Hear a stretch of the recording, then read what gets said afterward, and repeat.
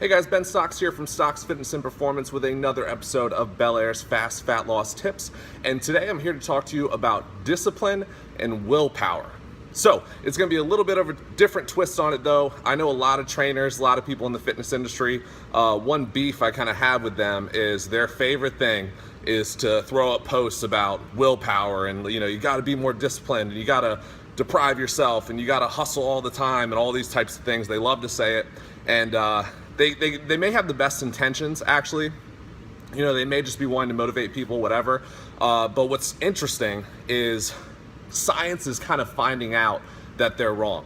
They're telling people, and what I mean by that is science is figuring out that some people genetically, let's talk about food in general, some people genetically just crave food more than other people.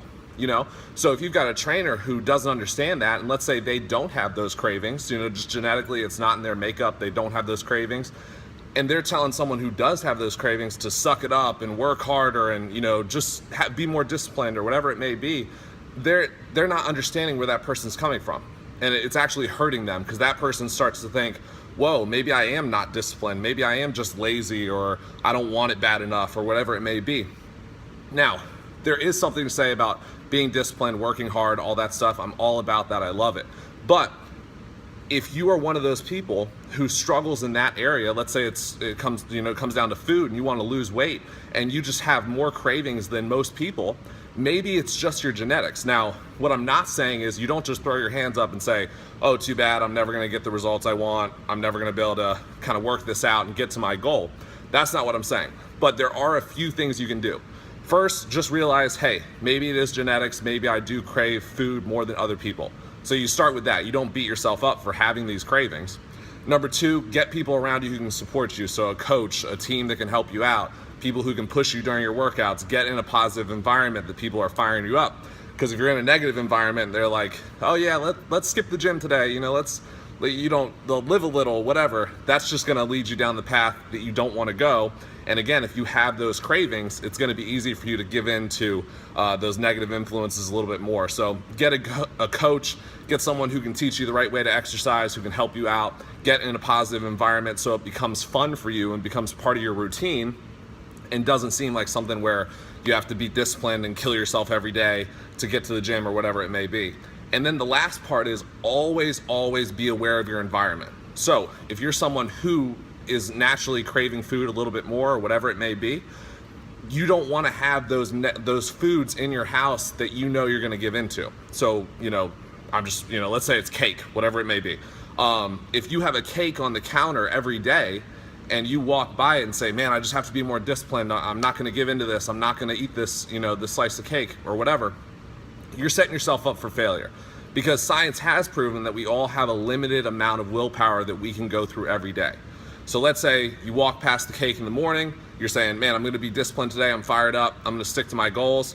You just drained a little bit of your willpower because you had to resist that cake.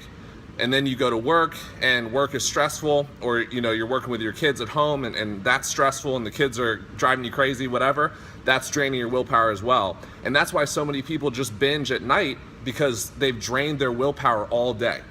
So the better option is eliminate that cake, don't have it around you so you don't have to resist it, and then make your schedule as easy as possible. So I talked about this in my book, A Mom's Guide to Fitness Success, and it's called the pillbox method.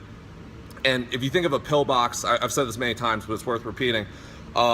If you think of a pillbox where it has Monday, Tuesday, Wednesday, Thursday, all the days of the week, and you've got your pills or vitamins in there, and basically all you have to do every day is flip open that pillbox. Let's say it's Monday, flip it open, you take the pills for Monday, and you're good to go. You didn't have to search for the pills. It was kind of automatic. So that's how you want to look at your schedule. So schedule times to get to the gym. Our members here all the time are scheduling sessions, whether it's in the morning or the evening, and they know if they sign up for a 7 p.m. class, there's a little more pressure to get there, as opposed to just say, well, I'll make time today, I'll figure it out. Because that, let's say you get through work and you're kind of stressed and your willpower is drained, you're a lot more likely, if you don't have a scheduled session, to just kind of, be like, forget it, I won't go today, I'll go tomorrow. And then you're just setting up those bad habits. So think of the pillbox method. Another way with food is to meal prep. We talk about it a lot. It's just to say, hey, if you've got your lunch packed for Tuesday or whatever, you get to lunch on Tuesday and you've got it in a Tupperware container, whatever it may be, it's a lot easier to just flip that open and eat it and not have to think about it, as opposed to telling yourself, I'm gonna eat healthy Tuesday for lunch, and then Tuesday for lunch comes, you're already stressed out, your willpower's drained, and you're more likely to give in because you don't want to have to think about where am I going to order from, where am I going to go, how am I going to put this food together.